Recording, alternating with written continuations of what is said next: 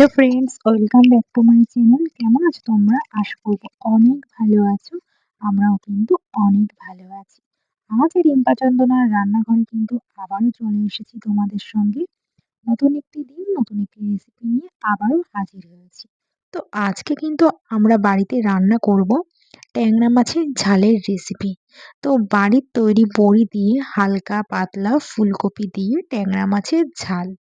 তাহলে চলো বন্ধুরা, আজকে এই রেসিপিটা তোমাদের সঙ্গে শেয়ার করছি আমরা বাড়িতে কিভাবে আমাদের বাড়ির তৈরি বড়ি দিয়ে হালকা পাতলা ফুলকপি দিয়ে ট্যাংরা মাছের ঝাল করেছি। তো খুবই সিম্পল পদ্ধতিতে কিন্তু এই রান্নাটি করেছি। কোনো রকম কিন্তু ভারী মশলা আমরা এখানে দেব না, একদম সাদামাটা রান্না, হালকা পাতলার উপরেই কিন্তু রান্নাটা করব। তা চলো বন্ধুরা, আজকের রেসিপিটা কিন্তু তোমরা একদম স্কিপ করো না, পুরোটা দেখার জন্য অনুরোধ রইল। আর যারা এখনো চ্যানেলটাকে সাবস্ক্রাইব করোনি তারা কিন্তু চ্যানেলটাকে সাবস্ক্রাইব করে কিন্তু অবশ্যই কিন্তু পাশে থেকো। তো অনেক তো কথা বললাম, এবার কিন্তু ভিডিওটা শুরু করা যাক। তো আমরা এখানে নিয়েছি আলু, নিয়েছি লম্বা লম্বা করে কেটে, টমেটো নিয়েছি, লঙ্কা নিয়েছি, আর ফুলকপি আর আদা নিয়েছি।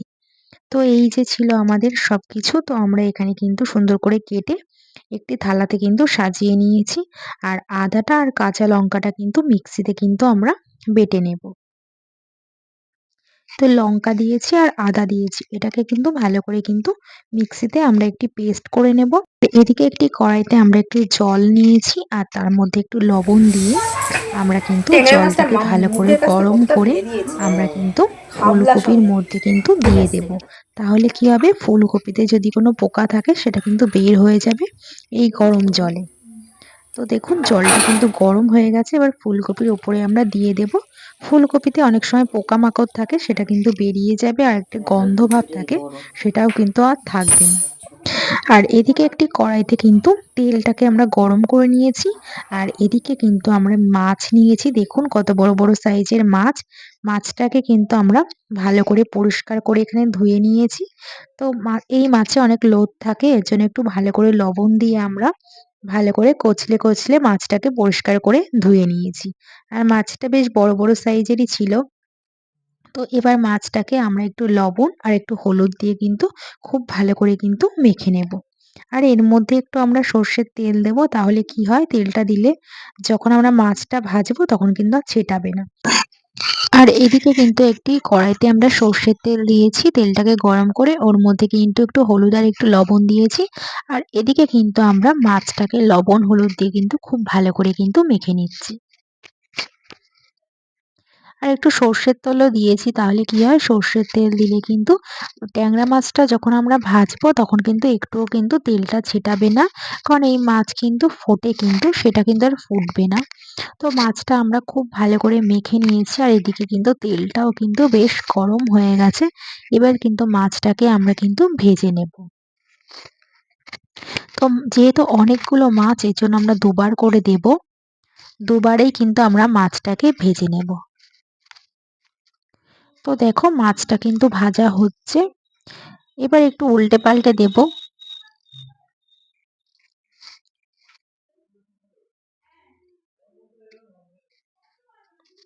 তো আমাদের মাছটা ভাজা হয়ে গেছে, এবার কিন্তু আমরা একটি পাত্রে মাছটাকে কিন্তু তুলে নিচ্ছি।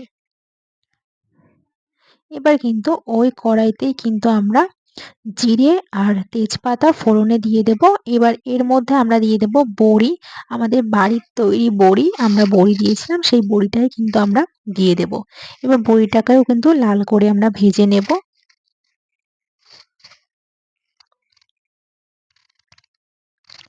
তো বড়িটা ভাজা হয়ে গেছে, আর বড়িটাকে কিন্তু আমরা একটি পাত্রে তুলে নিচ্ছি, মাছের পাত্রে তুলে নিচ্ছি। তো দেখো মাছটা আর বড়িটা আমরা একসঙ্গে রেখেছি। এবার ওই ফোড়নের মধ্যে আমরা লম্বা লম্বা করে আলু কেটেছিলাম, আলুটাকে কিন্তু দিয়ে আমরা কিন্তু একটু ভেজে নেব। এবার কিন্তু আমরা এর মধ্যে ফুলকপিটাকেও কিন্তু দিয়ে দেব। ফুলকপি আর আলু কিন্তু একসঙ্গে আমরা ভাজা ভাজা করে নেব।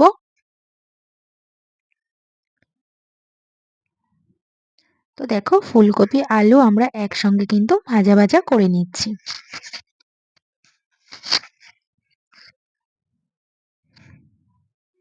তো একটু ভালো করে কিন্তু ভেজে নিতে হবে।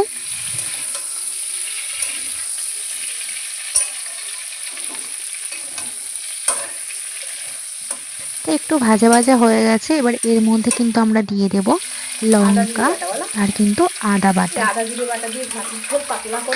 লঙ্কা আদা বাটা দিয়ে কিন্তু আমরা খুব ভালো করে কিন্তু কষিয়ে নেব।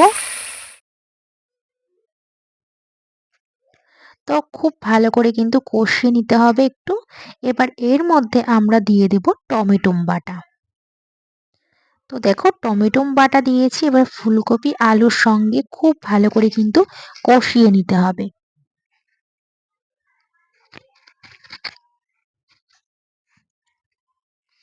এবার আমরা এর মধ্যে দিয়ে দেব লবণ, হলুদ, হাফ চামচ ঝাল লঙ্কার গুঁড়ো, 1 চামচ জিরের গুঁড়ো দিয়ে মশলাটা আমরা খুব ভালো করে কষিয়ে নেব।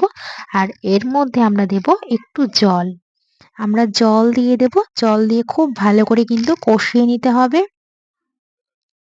মশলা ধোয়া জলটা দিয়ে খুব ভালো করে কষিয়ে নিতে হবে। কষানোটা কিন্তু ভালো করে করতে হবে, তাহলে কিন্তু রান্নাটা কিন্তু ভালো হবে। কষানো ভালো না হলে কিন্তু রান্নার স্বাদ কিন্তু আসে না। তো খুব ভালো করে কিন্তু কষিয়ে নিচ্ছি। তো খুব ভালো করে কিন্তু আমাদের কষিয়ে নেওয়া হয়ে গেছে। এবার আমরা পরিমাণ মতো উষ্ণ গরম জল দেব। উষ্ণ গরম জল দিয়ে একটু ভালো করে নাড়াচাড়া করে নেব।